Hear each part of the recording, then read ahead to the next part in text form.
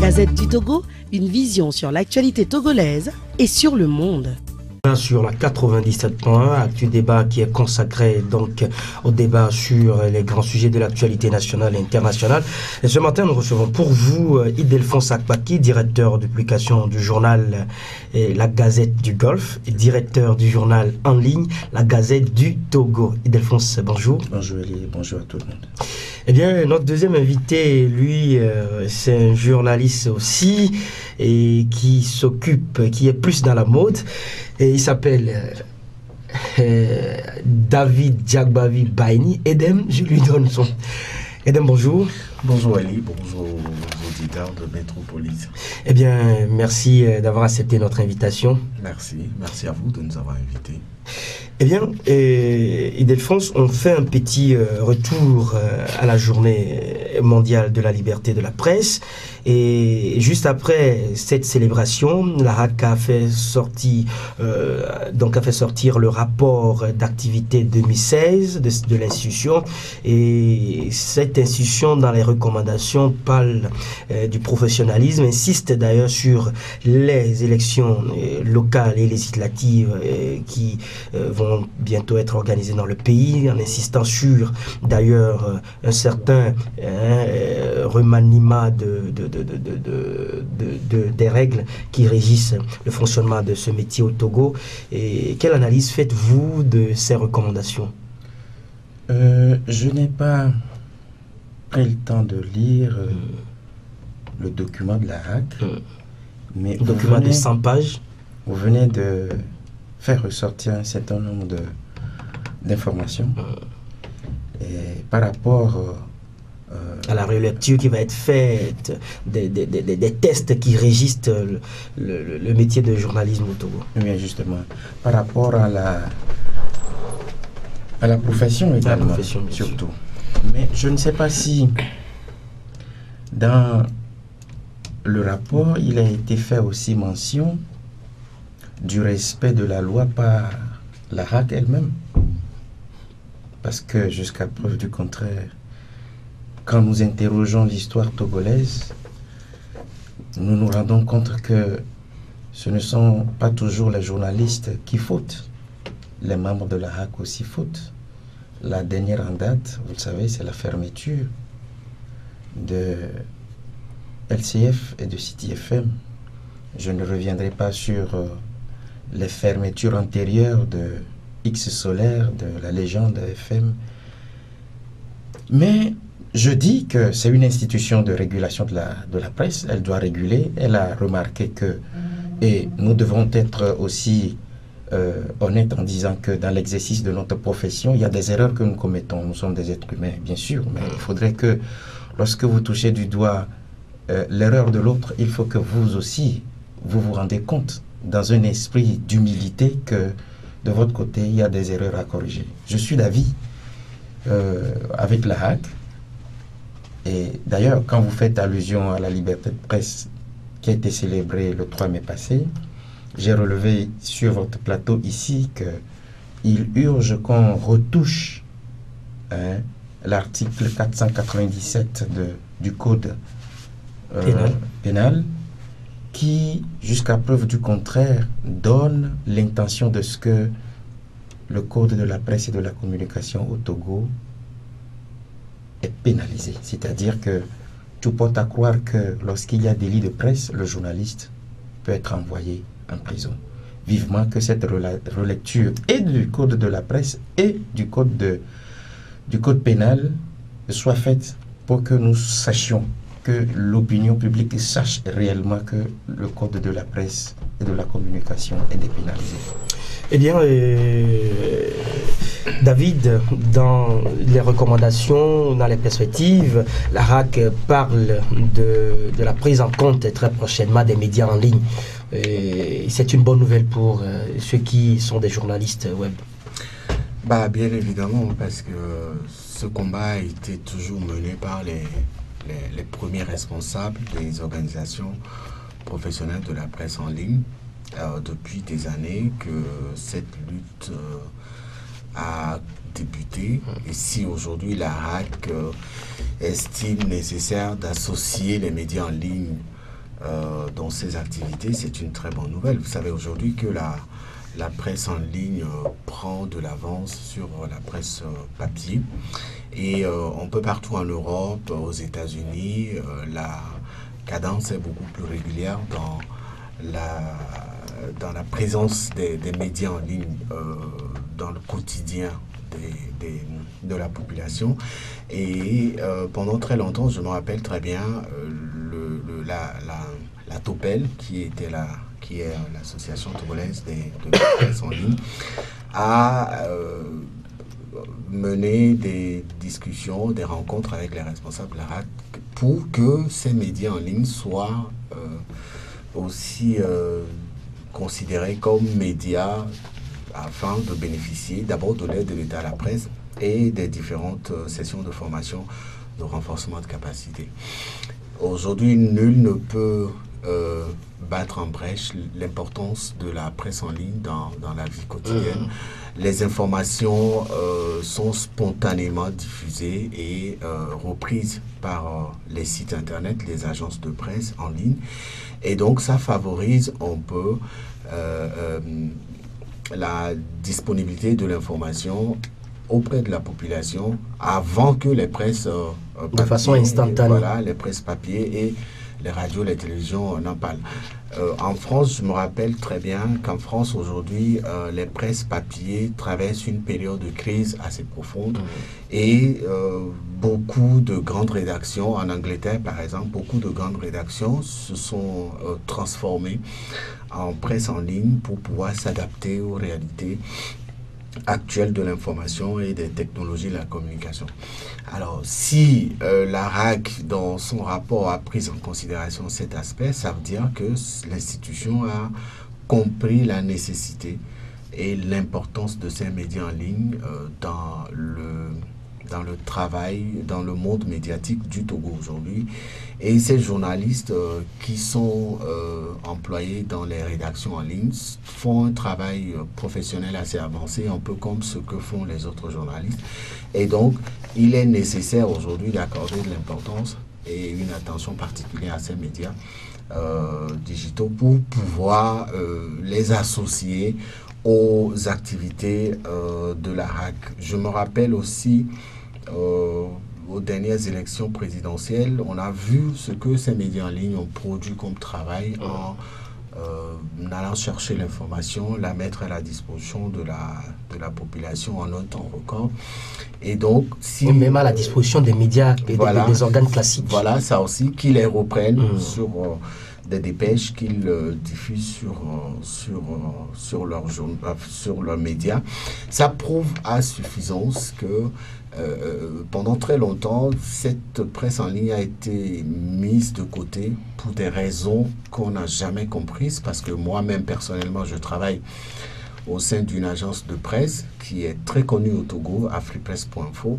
Et donc, on s'est toujours posé la question de savoir pourquoi est-ce qu'il y avait un problème qui bloquait l'ouverture des activités de la RAC aux médias en ligne. Et heureusement qu'il y avait une association qui avait vu le jour, qui continue toujours pas à travailler aujourd'hui. Et c'est dans ces lobbying qu'on peut placer la volonté de la RAC d'associer les médias en ligne à ces activités. Maintenant, comment réorganiser ce secteur? Parce qu'il y a plus d'une centaine de sites en ligne aujourd'hui au Togo. Certains sont assez actifs sur le terrain, d'autres non, pour des raisons qui leur sont propres. Comment réorganiser ce secteur pour le rendre plus professionnel et beaucoup plus prêt à faire le travail qu'on leur demande. C'est en cela que la question se pose. Si la RAC, certainement que l'institution a pousser des réflexions plus loin pour trouver des solutions à cela, et avec l'espoir que les prochaines élections législatives qui s'organiseront d'ici l'année prochaine, avec l'espoir que ces médias en ligne vont être associé à ces activités. Officiellement. Officiellement, voilà, pour véritablement asseoir une presse en ligne professionnelle au Togo. Merci à vous. Eh bien, David, vous restez avec nous, journaliste que vous êtes, analyste politique également. Nous parlons de cette lettre ouverte à Monsieur le Président de la République togolaise, Faure Gnassingbé. Lettre ouverte donc adressée à Faure par la Convention démocratique des peuples africains, la CDPA. Et cette lettre, nous retenons essentiellement quelques points de cette lettre qui dit: nous, membres du comité directeur de la Convention démocratique des peuples africains, nous vous adressons plutôt cette lettre pour crier notre grande colère et exprimer notre profonde indignation après avoir vu ce 26 avril 2017 le major Kouloum Mabilizim, sous-officier de gendarmerie à la retraite, parmi les récipiendaires de l'ordre du Mono. En l'instar des Togolaises et Togolais, nous ne comprenons pas comment le major Kouloum est fait officier de l'ordre du Mono, et alors qu'il est cité comme instigateur et présumé auteur de tueries et nombreux actes de violence et troubles sociaux-politiques de 2005 à Atakbama, notamment. Donc, suivez avec moi les rapports dans lesquels le major Kouloum a été cité. On note donc le rapport des Nations Unies nommé rapport de la mission d'établissement des faits chargé de faire la lumière sur les violences et les allégations de violation des droits de l'homme survenus au Togo avant, pendant et après l'élection présidentielle du 24 avril 2005. Il est également cité dans le rapport de la Fédération internationale des ligues des droits de l'homme, également cité dans le rapport de la Ligue togolaise des droits de l'homme, également cité dans le rapport final de la Commission Vérité, Justice et Réconciliation dans son rapport final. Ildefonse Akpaki, ce matin, le HCROUN a posé ses valises à Takbamé dans le cadre du programme de dédommagement, de réparation des victimes. Et pour certains observateurs, la distinction honorifique donc accordée au major Kouloum est un obstacle, est un frein à cette réconciliation nationale que tout le pays souhaite. Au fait, vous avez parlé de frein. Moi, je parle du comble du cynisme.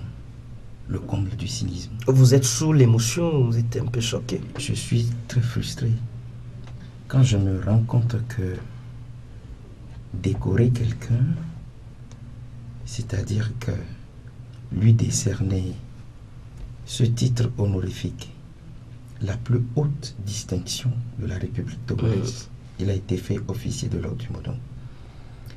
Récompenser les mérites distingués. Il faut reconnaître que c'est depuis septembre 1961 que le fait de distinguer un certain nombre de citoyens, qu'ils soient civils ou militaires, leur donne une certaine valeur. C'est rentré dans les habitudes républicaines. Et cette décoration même, depuis 1961, on l'a qualifiée d'institution républicaine. C'est-à-dire que le chef de l'État, c'est lui le grand maître. Et donc une institution. Lorsque je me rends compte que des organisations de défense des droits de l'homme, notamment l'ONU, à travers sa mission de rétablissement des faits, la FIDH, la Ligue togolaise des droits de l'homme et la Commission Vérité, Justice, Réconciliation, ont fait mention d'un nom d'un certain major Kouloum comme étant commanditaire ou auteur présumé des violences. Mais il ne les a jamais reconnus. Il ne peut pas le reconnaître. On a vu dans ce pays des gens qui ont abattu froidement aux yeux et à la barbe des Togolais qui, lorsqu'ils ont été interpellés, ont refusé. Ils bénéficient jusqu'au jour d'aujourd'hui ce que nous pouvons appeler la présomption d'innocence. Et ils sont même protégés. Je dirais aujourd'hui, en me référant à l'acte posé par le chef de l'État en décorant le major Kouloum, qu'il bénéficie même de la protection des premiers dirigeants togolais. Je vais citer un passage du rapport de l'ONU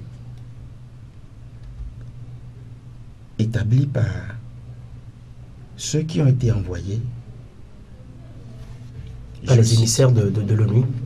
je le cite, « La plupart des témoins rencontrés ont désigné notamment le major Kouloum comme l'auteur et le meneur des tueries commises dans la préfecture de Logou.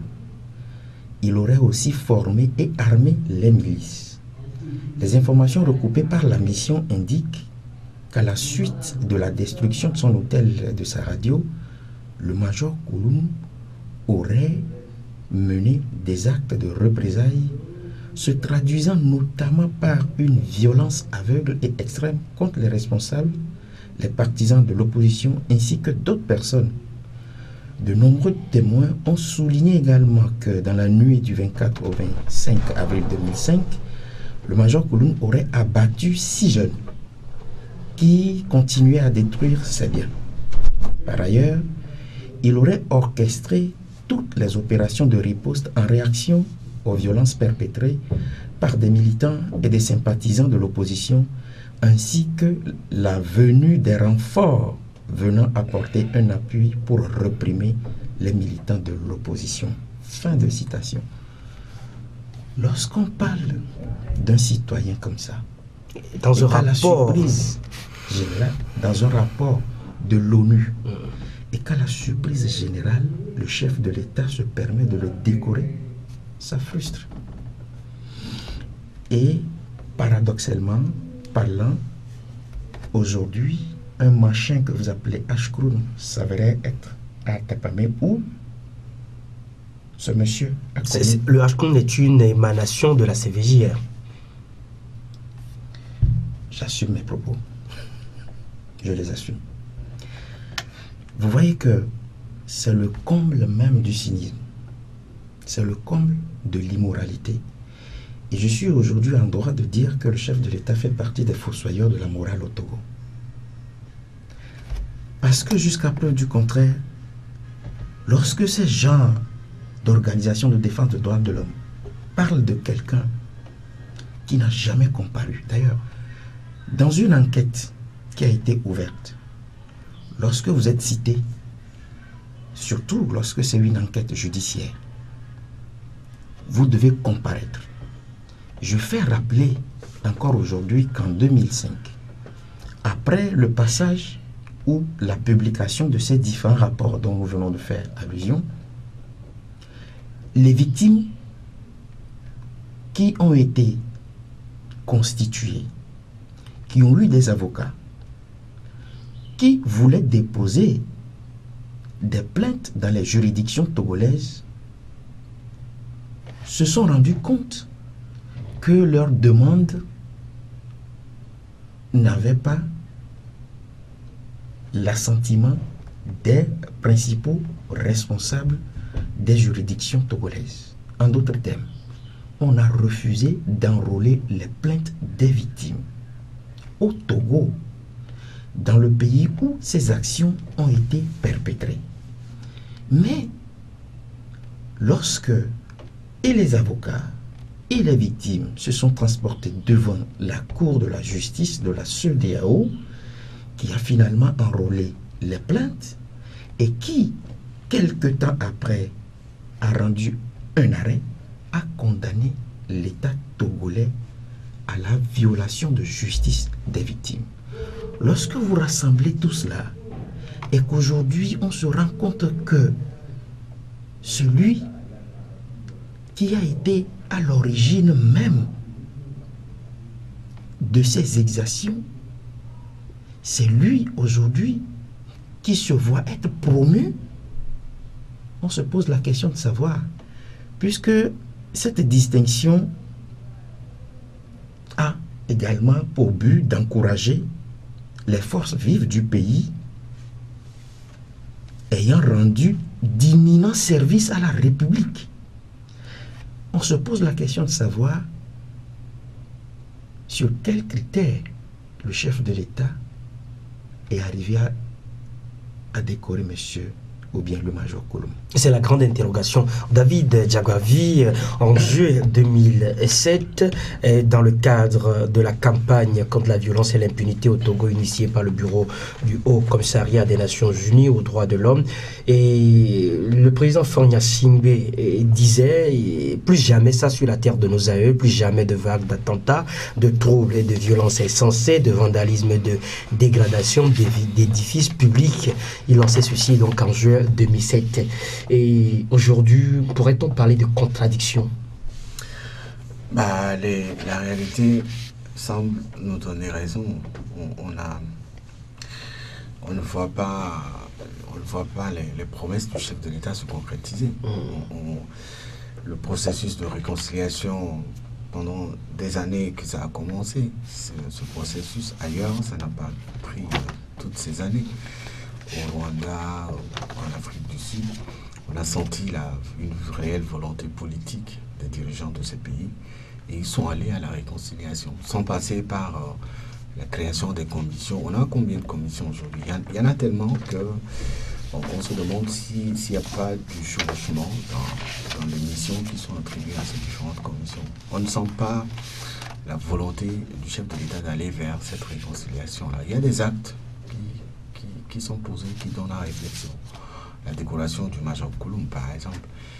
Nul ne sait pourquoi il a été choisi par le chef de l'État pour être décoré. Lui seul peut savoir. Mais pour le commun des Togolais, les gens ont réfléchi, se sont interrogés. Est-ce une façon de le remercier pour ce qu'il a posé comme exaction en 2005 à Tapamé? Est-ce que c'est la culture de l'impunité qui a pris siège au Togo? On n'arrive pas à comprendre comment on peut décorer une personnalité qui a été citée dans beaucoup de rapports comme auteur des exactions avant, pendant et après les élections de 2005. On se demande si ça va continuer parce qu'au même moment que les gens ont cette envie d'aller vers la réconciliation, parce que le Togolais, c'est quelqu'un qui arrive à pardonner, quel que soit le degré d'offense que vous lui faites, il est capable de pardonner. Mais avant de pardonner, il a besoin d'avoir des assurances et des garanties que ce pardon n'est pas signe de faiblesse et que celui à qui il pardonne ne reviendra plus à l'avenir commettre les mêmes crimes. On n'a pas ces assurances-là. Le Togolais n'a pas ces assurances ni ces garanties. Du coup, aujourd'hui, on se demande si ce processus de réconciliation pourra véritablement aboutir. Est-ce que ce n'est pas encore un jeu qui est lancé dans la mare pour voir ce à quoi ça va aboutir? On continue par se poser des questions. Je pense quand même que le chef de l'État a encore la chance de se rattraper en allant dans le sens des recommandations faites par la CVJR à la suite de ces travaux. Il y a beaucoup de choses à faire qui ne sont pas encore faites et ça donne l'impression qu'on ne veut pas aller vers cette réconciliation-là. Vous savez, c'est pas grand-chose, de réconcilier le peuple togolais. Moi, je me rappelle, au temps des Yadema, il y avait eu des processus des concepts du genre réconciliation armée-nation. Ça a donné quand même quelques résultats. Aujourd'hui, il faut réconcilier le peuple togolais avec lui-même. Et il faut prendre les décisions qu'il faut. Ceux qui ont été cités dans les rapports de la CVJR, il est temps, parce que l'année prochaine, il y aura des élections législatives, il est temps qu'on sente cette volonté politique d'aller vers cette réconciliation qui a été tant prônée pendant la période de campagne, dans les différents discours, même le dernier discours du chef de l'État. On parle toujours de réconciliation, mais en face, on ne voit pas les signaux qui doivent amener à cette réconciliation. Et on va encore jusqu'à décorer des personnalités qui ont été citées dans des rapports. Comme je l'avais dit, il est le seul à savoir pourquoi cette décision a été prise. Mais moi, en tant que journaliste, j'estime quand même que cet acte qui a été posé, au-delà d'honorer cette personnalité, fait positionner le peuple togolais sur sa réserve d'aller vers cette réconciliation. En tout cas, la CDP précise que si elle est arrivée à adresser ce courrier, donc cette lettre ouverte au chef de l'État, c'est donc afin de lui montrer, qu'il montre au peuple togolais que vous avez du respect pour lui et que vous n'encouragez pas l'impunité, que votre parole, plus jamais ça est d'or. Demandez au Major Kouloum de poser l'acte fort de justice, de vérité et de réconciliation que ses compatriotes attendent de lui en reconnaissant ses torts et en demandant pardon. Il aura ainsi fait justice à ses victimes, notamment d'une part celles qu'il a manipulées et qui se sont fait tuer, comme celles qui sont tuées suite à ses ordres, d'autre part celles qui ont survécu aux événements dramatiques d'Atakpamé, comme celles qui restent traumatisées par les dits événements dont elles ont été témoins. Et vous savez, avant peut-être de laisser la parole à Ildefonse, quand on parle de réconciliation, c'est rien du tout. Hein. C'est rien du tout. On ne demande pas aux auteurs d'aller se faire juger, emprisonner. Hein. Non, on vous demande juste de reconnaître ce que vous avez posé comme acte et de demander pardon. C'est tout. Demander pardon, c'est la plus grosse humilité. Jésus a demandé pardon. L'être humain demande pardon. Quand vous êtes en erreur, demandez pardon. Ici, nous parlons de réconciliation. C'est historique. Et en posant cet acte, le Major Kouloum et les autres qui ont été cités, parce que ce n'est pas lui seul, il y en a qui ont été cités tant du côté du pouvoir, du côté de l'opposition, ces personnes recevront ce qu'on appelle de la bénédiction divine. Et le peuple togolais acceptera ce pardon-là. Parce que pour beaucoup, lorsqu'on parle de réconciliation, beaucoup pensent que c'est amener les gens devant les tribunaux, les juger, les condamner, les faire enfermer et tout. Non, ce n'est pas ça. On n'est pas encore à cette étape. Au Rwanda, en Afrique du Sud, on a vu les images à la télé où des Blancs sont venus pleurer devant le peuple noir en demandant pour leur demander pardon. Et ces Blancs sont acceptés dans la communauté sud-africaine aujourd'hui. C'est tout ce qu'on demande. Demander pardon. Et si Jésus est arrivé à demander pardon, pourquoi les êtres humains ne peuvent pas le faire? Et quelqu'un qui a été cité comme auteur des crimes commis lors des élections de 2005, à qui on demande de reconnaître ses torts. Pour moi, David, en tant que journaliste, j'estime quand même que ce n'est pas encore de l'eau de mer à boire. Et que ça peut se faire s'il y a une véritable volonté de la part de ces personnes. Volonté et franchise. Et Ildefonse Akpaki, en attendant de répondre à cette grande interrogation qui est celle de savoir qu'est-ce qui a valu au Major Kouloum, quel est le mérite qui lui a valu cette distinction. David Djagbavi posait la question de savoir aujourd'hui, est-ce qu'on peut encore avoir espoir que cette réconciliation pourra-t-elle aboutir? La grande question qui se pose, on peut répondre. Moi, je répondrai. D'abord, est-ce que ce qui se fait par le H-Kouloum même est sincère? Parce que cette décoration-là vient de foutre le bordel. Si vous interrogez l'histoire togolaise, vous comprendrez que, comme il a dit, que beaucoup de personnalités qui ont été coupables d'actes graves, d'actes odieux, on peut franchir les échelons. C'est le paradoxe. Et cette décoration du Major Kouloum vient d'infliger un désaveu également aux religieux qui, hier, demandaient aux chrétiens de prier pour la réconciliation et pour le pardon. Vous commettez-vous un acte et c'est moi qui vais prier pour vous. C'est ça le sens. C'est pourquoi, là, en tant que jeune chrétien catholique, je m'étais insurgé contre cette décision de la conférence épiscopale. Et très récemment, la conférence épiscopale a sorti un message adressé à tout le peuple togolais, un message dans lequel la conférence épiscopale a donc révélé, a fait un diagnostic sincère de la situation politique du Togo. J'aurais souhaité, avant même ce communiqué de la conférence épiscopale, que les chefs religieux aient le courage de dire aux premiers responsables togolais qu'il y a des actes qui se posent dans le pays qui malheureusement, vont encore endeuiller le pays. On ne l'avait pas dit. Moi, j'avais dénoncé ce caractère du fait que des gens aient posé des actes odieux et qu'on s'adresse à Dieu pour que et le bourreau et la victime se réconcilient. Mais avant que je ne t'accorde, et des fois, on peut prier pour que le démon qui empêche l'autre de demander pardon puisse sortir de lui. Vous savez ce que je l'ai dit, je l'ai dit, je vais encore le redire ce matin. Lorsque la doctrine sociale de l'Église catholique, je parle de l'Église catholique parce que je suis chrétien, je ne voudrais pas m'attaquer à d'autres religions, dit que lorsque vous avez péché, vous ne pouvez jamais aller à la table sainte. Avant d'aller à la table sainte, il faut être dans des conditions requises. Et si vous êtes communiant, il vous faut aller vous confesser. Et à la confession, la formule, c'est la suivante. Bénissez-moi mon Père parce que j'ai péché. Tu reconnais avoir péché. Un acte de contrition. Et c'est après cela que tu dis ce que tu as commis comme péché.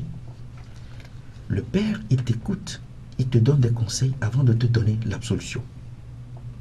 Mais ce n'est pas aussi scandaleux que les mêmes pasteurs de l'Église qui savent très bien que et Major Kouloum et sa suite ont commis des exactions et que c'est eux qui nous demandent de prier. Vous avez vu? De prier pour le Togo. Non, de prier pour la réconciliation. Mais tant que vous m'offensez et que vous ne reconnaissez pas que vous m'avez offensé, où est la garantie de non-répétition des faits? Mais c'est de cela qu'il est question. Mais quand subitement, un bon matin, vous savez, j'ai dit ici que je m'étais rendu à Tapamé pour des investigations. J'ai été scandalisé lorsque j'ai reçu la dame là dont le mari a été charcuté, je dis charcuté, qui me disait que celui qui était à la tête du groupe des miliciens, lorsque je l'ai revu, quelques jours après, je suis tombé. Ça n'a rien réveillé en vous. Que celui-là qui a pu tirer, qui a demandé qu'on charcute, tout ça là s'est passé aux yeux, à la barbe de la dame là, et qui retrouve la même personne. Vous êtes humain. Si vous avez une conscience, si vous avez un cœur, vous saurez que tout ce qui s'est passé là, tant que la dame là n'est pas prise en compte et que on n'arrive pas à mettre ensemble et le bourreau et la victime pour dire aujourd'hui ce qui s'est passé là, je reconnais, pardonnez-moi. Tant que vous ne le faites pas, elle va continuer toujours par revivre ces moments-là. Pire, elle m'a fait la confidence selon laquelle, et là je l'ai révélé la dernière fois ici, que quelques jours après, un autre groupe, conduit cette fois-ci par un certain Blanc, c'est le chef des miliciens, était revenu pour lui dire que le Major Kouloum a dit « Ah, excusez-moi, ce n'est pas votre mari que j'ai demandé qu'on tue, c'est un autre directeur. » C'est du cynisme. Mais quand vous interrogez l'histoire et que vous vous rendez compte que tout ça là, on l'a mis sur le dos de quelqu'un. Allez à Tapamé, prononcez juste le nom du Major Kouloum. Vous verrez si on vous dira du bien sur lui.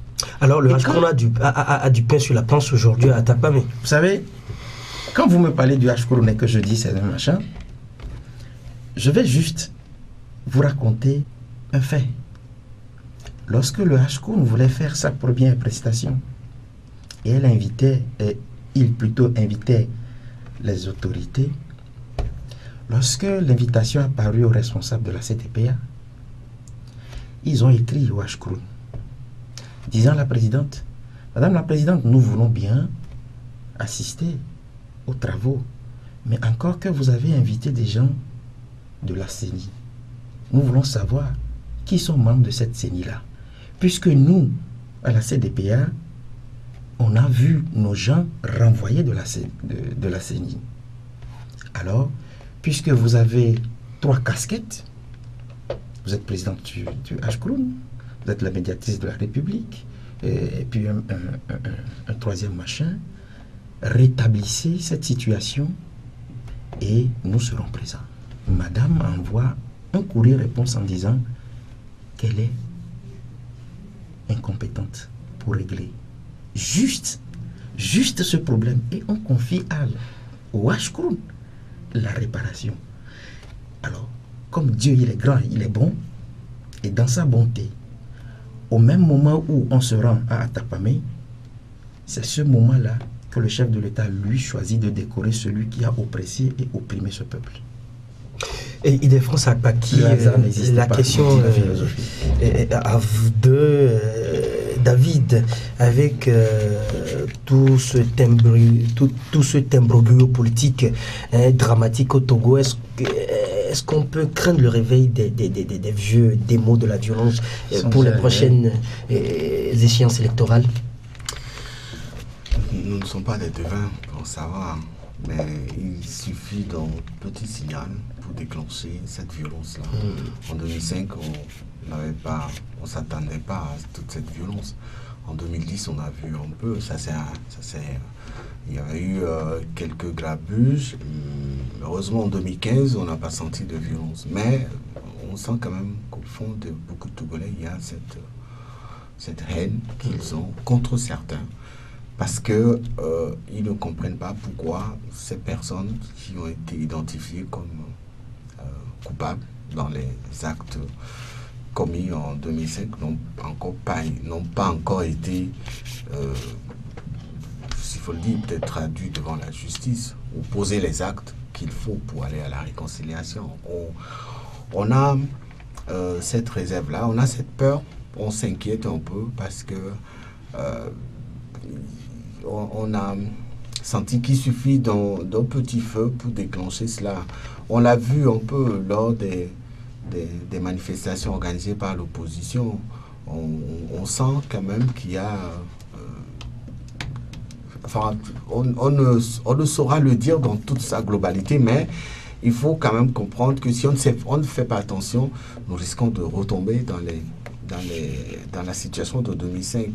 Nous ne le souhaitons pas, ce n'est pas le souhait de beaucoup de Togolais. Et pour en arriver là, il faut que le pouvoir prenne les décisions qu'il faut. On sera bientôt parti pour les élections. Regardez un peu ce qui se passe lors des meetings de l'opposition à l'intérieur du pays. C'est un peu compliqué. Qu'on vous dise que dans certaines villes, l'opposition n'a pas le droit d'organiser des meetings. C'est pas bien. Alors qu'ailleurs, ça se fait. Alors qu'ailleurs, on laisse le pouvoir organiser des meetings, des rassemblements, etc. Il faut aller au-delà de ça. Il faut continuer par cultiver l'esprit d'ouverture. Et cet esprit nous permettra d'éviter les violences qu'on avait vécues dans les années 2005, etc. Le pouvoir a une très grande responsabilité dans ce qui va se passer l'année prochaine. Nous estimons, puisque c'est notre travail, en tant que journaliste, nous faisons déjà notre travail et nous estimons que ce message passera pour éviter au peuple togolais ces atrocités qu'on a vécues en 2005. Regardez un peu ce qui se passe à Abidjan aujourd'hui, avec la mutinerie, la violence, les coups de feu, etc. Nous avons été un peuple béni par Dieu, s'il faut le dire, qui nous a évité la guerre civile, qui nous a évité les violences intercommunautaires, etc. Même si, au cours d'une certaine période de notre histoire, ces violences avaient pris quartier chez nous. Mais après, ce qui se passe, quand vous comparez un peu ce qui se passe ailleurs, regardez le Soudan du Sud, regardez un peu ce qui s'est passé au Sierra Leone, au Rwanda, etc. Nous ne l'avons pas encore vécu ici, nous ne le souhaitons pas. Il est du devoir du pouvoir d'aller vers cette préservation de cette unité nationale qui doit prévaloir dans nos esprits. Très rapidement, Ildefonse Akpaki, et je posais la question de savoir si le réveil des vieux démons de la violence est déjà nous inquiète. Non, mais les vieux démons sont déjà réveillés. Ils sont déjà là. Quand quelqu'un commet un crime et que on l'oublie pour un temps et en le ressortant, on lui donne des grades, vous l'encouragez. Que faire alors pour éviter que l'histoire ne se répète plus? Non, mais est-ce que ceux qui gouvernent le Togo ont la volonté de pacifier le pays? Je ne le dis pas militairement. Et ils l'expriment abondamment dans leur discours. Que valent les propos sans les actes? Si vous êtes champion dans de beaux discours, mais il faut que les actes suivent vos propos. David parlait tout à l'heure du fait que le bon vivre est devenu chose interdite encore au Togo, pendant tout le temps que le H-Colon dit qu'il faut se réconcilier. Vous vous rappelez le dernier meeting de Achadam Tikpi à Kara, ce qui s'est passé? Des miliciens soutenus par les forces de l'ordre, alors que toutes les dispositions administratives ont été prises. Qu'est-ce que vous voulez? Ils n'ont pas la volonté. La force, c'est nous. Si vous voulez, on vous tue. C'est ça le Togo. Il faut le dire telles qu'elles sont plutôt. C'est ça. Je suis désolé. Eh bien, merci à vous, Idelphonse Akpaki, directeur du journal en ligne La Gazette du Togo. Et également à vous, David Djavi Edem, qui est le manager général du Thé des médias. Le Thé des médias, David, c'est, vous le rappelez? Alors, c'est le 27 mai prochain, à 19h30. Les journalistes ont accès libre sur présentation de leur carte professionnelle ou carte de presse ou badge professionnel. Eux, les journalistes, pas leurs copines, pas leurs épouses, ils leur achètent un billet à 5 000 et le public a accès à la salle en achetant un billet à 5 000. Les billets seront disponibles à partir de la semaine prochaine à l'hôtel Idaoba et dans les secrétariats des radios partenaires. Donc 350 journalistes seront dans la salle, 25 journalistes et animateurs et techniciens sont retenus cette année pour défiler. Très belle soirée en tout cas qui se prépare le 27, 2 heures de show et de spectacle totalement menés par les hommes de médias. Vous y êtes donc invités, chers auditeurs et auditrices. C'est la fin donc de l'actu débat sur la Super Radio Métropolis Lomé. L'assistance technique a été assurée donc par Happy Degbe au micro et l'Iplim Goka. Donc à nous, c'est bien moi. Au revoir et prenez très bien soin de vous. La vie est une chance, mieux une grâce. La Gazette du Togo, une vision sur l'actualité togolaise et sur le monde. Rejoignez-nous sur le www.lagazettedutogo.com ou sur nos comptes Facebook, Twitter et YouTube. Pour tout contact, écrivez à contact@lagazettedutogo.com ou appelez le 92 80 88 53. La Gazette du Togo, c'est l'information en continu.